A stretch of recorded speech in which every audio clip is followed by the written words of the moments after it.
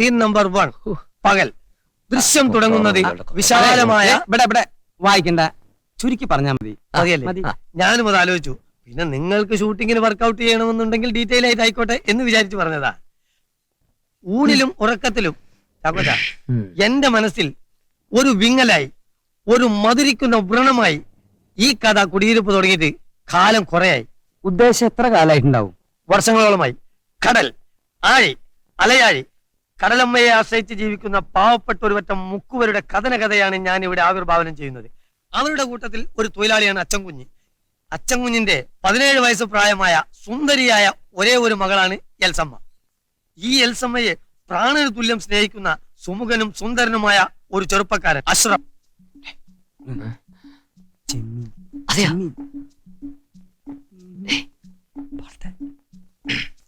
ഈ അഷ്റഫിൽ നിന്ന് അച്ചൻകുഞ്ഞ് പണമായും വള്ളമായും വലയായും ധാരാളം സഹായങ്ങൾ നേടിയിട്ടുണ്ട്.